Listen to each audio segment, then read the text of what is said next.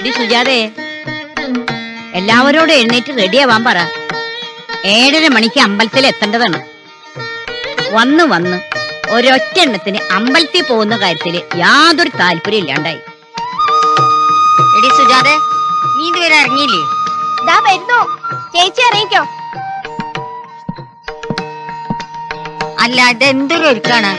പെണ്ണുങ്ങളൊക്കെ കഷ്ടം. അമ്പലത്തിലേക്കാ പോകുന്നത്, അല്ലാണ്ട് പെണ്ണ് കാണാനല്ല. ഒന്നിങ്ങോട്ട് ഇറങ്ങുന്നുണ്ടോ? ചേച്ചി ആളെ കൊല്ലാൻ കാത്തുണ്ടാവും.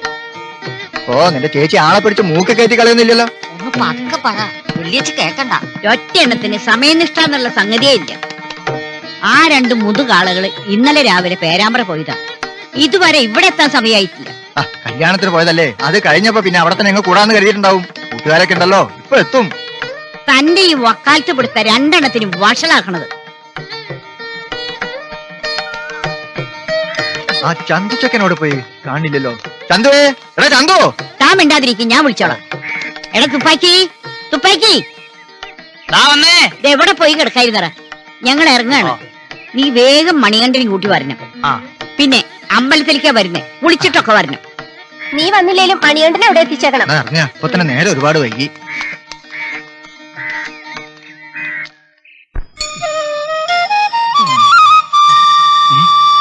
ഇവനെങ്ങോട്ട് പോയി?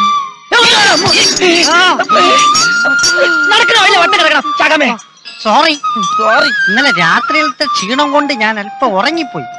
ഒന്നുമില്ലെങ്കിലും ഞാനൊരു പ്രൊഫഷണൽ തീഫല്ലേ. അയ്യടാ, പ്രൊഫഷണൽ തീഫ്. എന്താ നിനക്കൊരു പുച്ഛം പോലെ? എടാ, എന്നെ സർക്കാർ അംഗീകരിച്ച് സ്റ്റേഷനിൽ ഫോട്ടോ വെച്ചിട്ട് കൊല്ലം 3 നാൾ കഴിഞ്ഞു. നിന്നെ പോലെ പറഞ്ഞിട്ടില്ല. എടാ, എന്നെ പോലുള്ള ഭീകര കള്ളന്മാരുടെ ഫോട്ടോ ഒന്നും സ്റ്റേഷനിൽ വെക്കാറില്ല. വെച്ചാൽ തന്നെ പോലീസ് ഡിപ്പാർട്ട്മെന്റ് വിവരം അറിയും. അറിയാവാ? അയ്യോ സോറി, ഞാൻ അറിഞ്ഞില്ല കേട്ടോ ഇങ്ങനെ ഒരാളാണെന്ന്. എന്ത് പറ്റിയടാ? എന്തുപറ്റി? എന്താണെന്നറിയില്ല, ഈയിടെയായിട്ട് സൂര്യപ്രകാശം കണ്ണിലടിച്ച ഭയങ്കര പെയിനാ. ആണാ?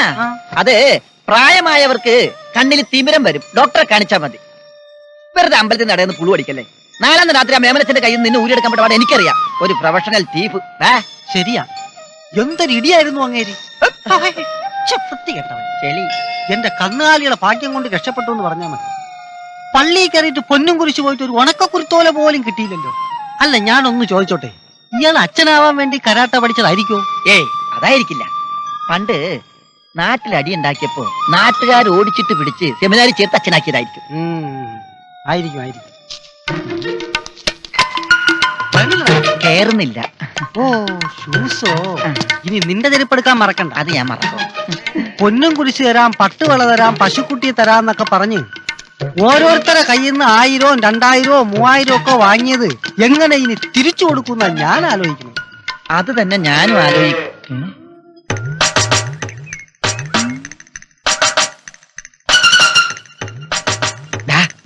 മദനാ, നോക്ക് പാത്തുമ്മയുടെ കടം തീർന്നടാ.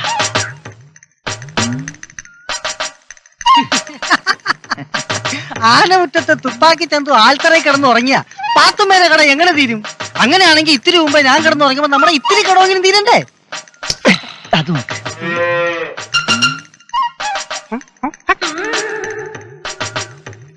ഓ, എന്നത് പൊക്കാം പൊക്കാം. പാം. പാം.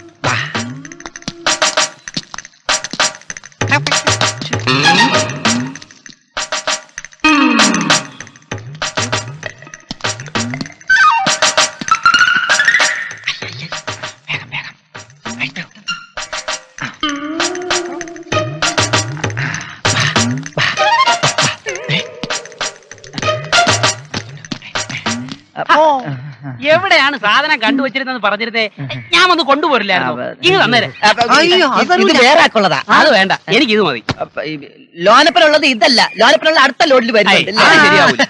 അത് വരുമ്പോ തരാം. അത് ശരിയാവൂല. അയാൾക്കുള്ളതാ. എനിക്ക് ഇത് മതി. ഇത് അയാൾക്കുള്ളതാണ്. എനിക്കിത് മതി. അയാൾക്കുള്ളതെന്ന് പറഞ്ഞില്ലേ? നമുക്ക്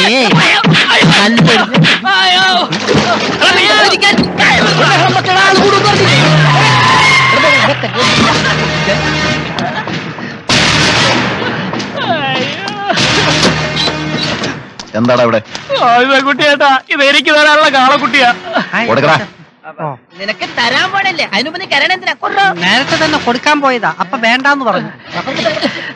നിന്റെ തള്ളേനെ വേണമെങ്കിൽ ഒരാഴ്ച മുമ്പെങ്കിലും പറയണം, മനസ്സിലായ? ഗോവിന്ദൻകുട്ടി ചേട്ടന് അസിസ്റ്റന്റ് ചേട്ടന് സുഖം തന്നെ അല്ലേ? പോകുന്ന ചേട്ടാ പോയിട്ട് ഒത്തിരി ബിസിയാണ്. ഓ, ദാ, വണ്ടി കയറാ. നിന്നോടല്ല അവനോടാ. കേറുണ്ടില്ലേ?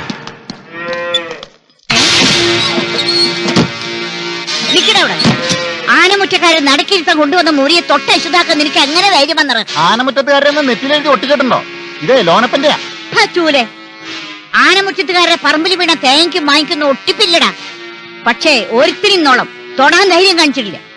തൊട്ട അപ്പ അവന്റെ കൈ വെട്ടും. മൂല്യ താഴേർക്കടാ. എടാ മൂല്യ താഴേർക്കാൻ. പറഞ്ഞാ കേൾക്കാതിരിക്കാൻ മാത്രം നിന്റെ തന്താരാടാ.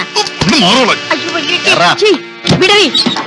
ആനമുറ്റത്തുകാരൻ നെഞ്ഞത്ത് ചവിട്ടി ഒരുത്ത് നടന്നു പോണത് കണ്ടില്ലേ? ഇവരോട് ചോദിക്കുക ഈ തറവാട്ടിലെ ആൺകുട്ടികൾ ആരുമില്ലേ? എടാ രാമകൃഷ്ണ, രാജീവാ.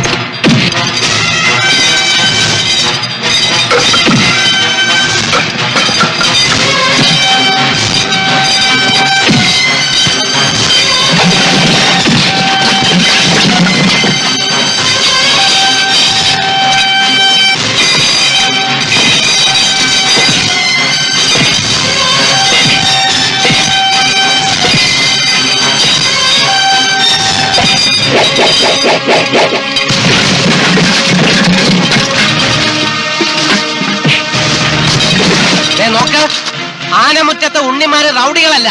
പക്ഷെ റൗഡിസം കാണിക്കാൻ മരുന്നാരെ പീസാക്കി വെട്ടി നുറുക്കി പ്ലാസ്റ്റിക് കവറിലാക്കി തേച്ച് പറ ഡാമിനറി ഓർത്തോ.